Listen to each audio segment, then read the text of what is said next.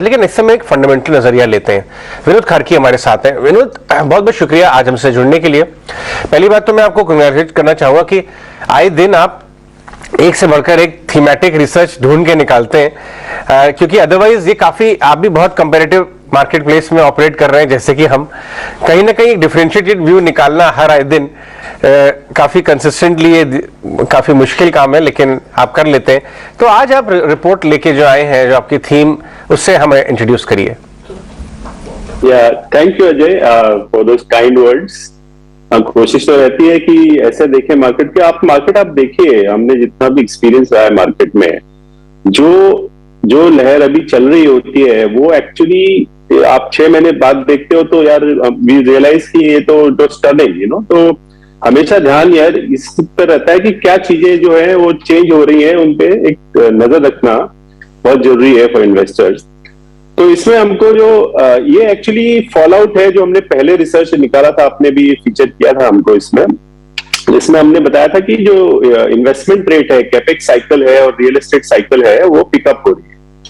तो हमने ये देखा कि जब कैपेक्स और रियल एस्टेट साइकिल और ओवरऑल इन्वेस्टमेंट क्लाइमेट अच्छा होता है तो उसका एक इफेक्ट जो होता है मैन्युफैक्चरिंग सेक्टर में होता है। फॉर एग्जांपल वो आप हमारी रिपोर्ट में चार्ट देखेंगे तो 2002 से 2010 के बीच में जब इन्वेस्टमेंट साइकिल और रियल एस्टेट साइकिल पिकअप हो रहा था, क्रेडिट साइकिल पिकअप हो रहा था, तो और ग्लोबल इकोनॉमी ठीक ठाक थी, तो manufacturing as a percentage of GVA, जो इकोनॉमी में मैन्युफैक्चरिंग का जो कंपोजिशन है वो बढ़ रहा था। और 2010 के बाद हमने देखा कि जब इन्वेस्टमेंट साइकिल फिजल आउट होने लगा, पिछले 10 साल से उसमें कोई पिकअप नहीं है, रियल एस्टेट साइकिल पिकअप नहीं हो रहा था, इस दौरान ये स्टैग्नेशन पे रह गया। तो एक तो ये एंगल है कि अगर इन्वेस्टमेंट रेट बढ़ता है, रियल एस्टेट साइकिल बढ़ती है, तो मैन्युफैक्चरिंग पे इसका पॉजिटिव इफेक्ट होता है। दूसरा हमने ये जो देखा कि जो पहले नहीं था triggers which are now showing, जो कि आपकी जैसे गवर्नमेंट की जो पॉलिसी है टुवर्ड्स मैन्युफैक्चरिंग काफी स्ट्रांग है। पीएलआई स्कीम देखिए, किसी भी तरह का जो बढ़ावा देना है मैन्युफैक्चरिंग सेक्टर को दे रहे हैं, वो लिक्विडिटी दे रहे हैं, क्रेडिट दे रहे हैं। और दूसरा जो है कि जो ये यूक्रेन रशिया कॉन्फ्लिक्ट जो हुआ, ये एक तरह से इसको और पुश मिला है, बिकॉज इससे चाइना +1 जो स्ट्रेटेजी हम पहले नैरेटिव में सुनते थे वो रियलिटी होते जा रही है। तो कोई भी ग्लोबल प्रोडक्ट वाला कंपनी है, उसको एक एडिशनल सप्लाई सोर्स चाहिए apart from China, so that कोई अगर बड़ा इश्यू आ जाए जैसे यूक्रेन में रशिया में हुआ है, तो you have another line of supply. और तीसरा जो है, जो अगेन रशिया यूक्रेन का फॉल आउट है मेरे हिसाब से, कि सडनली लोगों ने रियलाइज किया कि self sufficiency in energy and defence बहुत जरूरी है, और ये बहुत इसमें मैन्युफैक्चरिंग अपॉर्चुनिटी बहुत ज्यादा है एनर्जी और डिफेंस में। तो अगर आप देखें तो अभी जो कोविड के बाद जो manufacturing as a percentage of GVA है ऊपर आया है, और हमको लगता है कि ये जो ट्रिगर्स है इसकी वजह से और बढ़ सकता है। This is the theme. Morning Vinod, जिन रिपोर्ट्स की अजय भी बात कर रहे थे, वाकई आपने तो क्या Q4 में भी रिफ्लेक्शन दिया था आपकी इस रिपोर्ट में कि जो मेजर कंट्रीब्यूशन ऑफ रेवेन्यू आया है Q4 में भी कॉर्पोरेट्स का, उसमें मेजरली फाइनेंशियल और इंडस्ट्रियल्स आए हैं। So we remember that report also. But ऐसे में अगर कोई पर्टिकुलर स्टॉक्स आपने अगर हमारे व्यूअर्स के लिए आइडेंटिफाई किए हो जिसमें उन्हें एक लॉन्ग टर्म के होराइजन से बने रहना हो, तो अगर आप इसी मैन्युफैक्चरिंग थीम को अगर थोड़ा सा आगे ले जाए, तो इसमें हमने जो मेजर सेक्टर्स देखे हैं जिनका कंट्रीब्यूशन बहुत हाई होता है मैन्युफैक्चरिंग में, इंडिया में जो बिग हिटर्स हैं, उसमें आपके ये क्या कहते हैं, ये ऑटो सेक्टर जिसको कहते हैं, जिसको इन लोग ट्रांसपोर्ट इक्विपमेंट के हिसाब से बताते हैं नेशनल अकाउंट्स में। ट्रांसपोर्ट इक्विपमेंट, केमिकल्स हो गए, आयरन एंड स्टील, फार्मास्यूटिकल और फूड प्रोडक्ट्स, तो ये काफी मतलब बड़े शेयर इकोनॉमी में, और जो फास्टेस्ट है, तो ये साइज के हिसाब से बड़े हैं, बट फास्टेस्ट के हिसाब से आप देखें तो communication equipment, food products, furniture, pharmaceutical again, and rubber, plastic products, ये इस तरह के सेक्टर्स है जहां पर तेजी से ग्रो हो रहा है। साइज भले ही बहुत बड़ा ना हो, आई है। तो इसमें अगर आप सेक्टर देखें, फूड प्रोडक्ट्स में अगर देखें हम, तो हमको जैसे टाटा कंज्यूमर, डाबर, इस तरह की फूड प्रोडक्ट कंपनी है। आप ऑटो में तो मारुति, टाटा मोटर्स, बहुत सारे ऑप्शन है, टीवीएस, आइशर, बालकृष्ण इंडस्ट्रीज।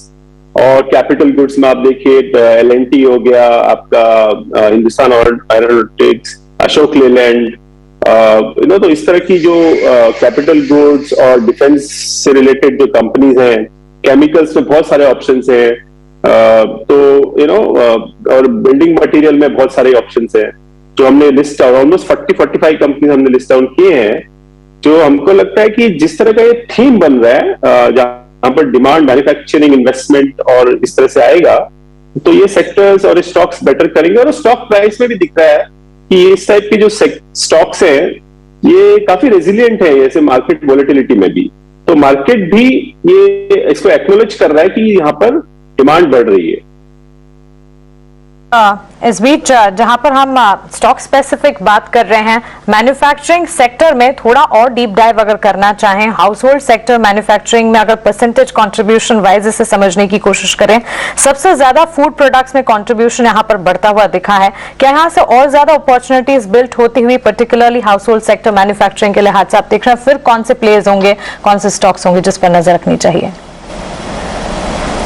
हाँ, तो अभी देखिए जैसे ये मैन्युफैक्चरिंग को आप ब्रेकअप करें तो एक जो ट्रेंड में बताना भूल गया कि कोविड के चलते उसमें और ज्यादा जो रुझान आया कि पहले ही हमको दिख रहा था कि जो कॉर्पोरेट सेक्टर का शेयर है मैन्युफैक्चरिंग में वो बढ़ रहा था, और जो हाउस होल्ड जिसको कहते हैं, जो इनफॉर्मल सेगमेंट होता है, उसका कंट्रीब्यूशन कम हो रहा था, उसको और ज्यादा पुश मिला है ड्यू टू कोविड, जब आपके कॉर्पोरेट सेक्टर का शेयर और ज्यादा बढ़ गया और हाउस होल्ड सेक्टर का कम हो रहा है।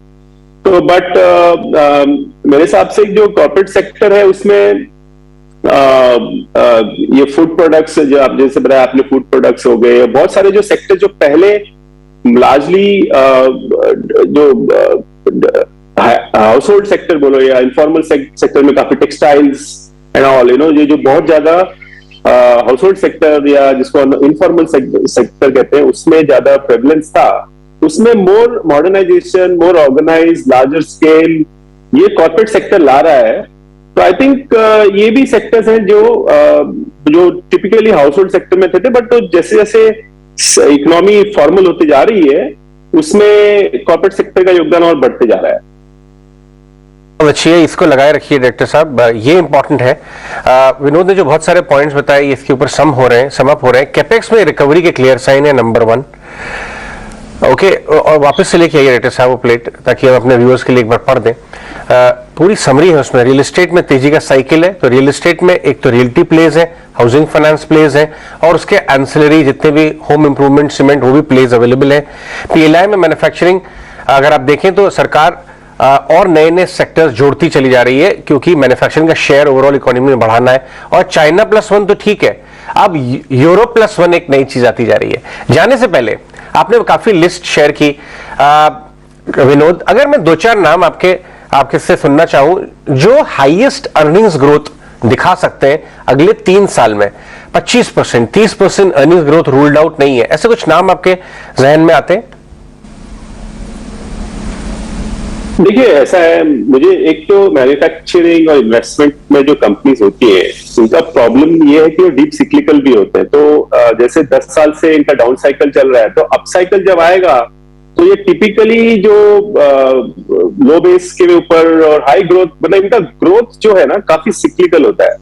तो मेरे हिसाब से ग्रोथ मेजर करना इन अ सस्टेन वे, जिसको आप जैसे जो कंपाउंडिंग कंपनीज होती हैं जो लोग लगातार 15-20%, 25% टाइप की ग्रोथ होती है, वहां पर ये मापदंड लगाना मुश्किल होता है, बिकॉज एक तो एक 10 साल के डाउन साइकिल से ऊपर आ रहे हैं, तो आपको इनफैक्ट वेरी हाई ग्रोथ दिख सकता है। मतलब आप तो उसको मेरे हिसाब से एक्स्ट्रापोलेट नहीं करना चाहिए। वो मेरी राय है कि अगर ग्रोथ दिखेगी 40%, 50% किसी कैपिटल गुड्स कंपनी में, तो उसको आप एक्स्ट्रापोलेट ना कीजिए। ये एक मतलब साइक्लिकल अपस्विंग है, तो वो स्टॉक्स आउट परफॉर्म करेंगे और वो ग्रोथ काफी टाइम तक हाई रहेगी। But over a long time आप 10-15 साल के रेंज में देखोगे तो वो सारे स्टॉक्स आप देखिए मीन रिवर्जन होते हैं, तो 2-4 साल हाई ग्रोथ होते हैं, फिर उसके बाद वो मीन रिवर्ट हो जाती है। तो वो लगभग जो जीडीपी अगर 15 नॉमिनल बेसिस पे 12-13% जा रही है, तो जो आउट परफॉर्मिंग सेक्टर्स होते हैं मेरे हिसाब से 15%, मैक्सिमम 15-20%, थोड़ा सा ऑपरेटिंग लेवरेज, फाइनेंशियल लेवरेज से कॉर्पोरेट प्रॉफिट थोड़ी और तेजी होती है, लेकिन वो थ्रू साइकिल आप देखें तो वही 10-15% के रेंज में ही होता है ग्रोथ। विनोद, बहुत बहुत शुक्रिया आज हमसे बात करने के लिए और अपने व्यू के बारे में मैन्युफैक्चरिंग को कैसे प्ले करना चाहिए ये शेयर करने के लिए। आइए बाजार के बारे में हम बात करते हैं। सारी इंडिसेस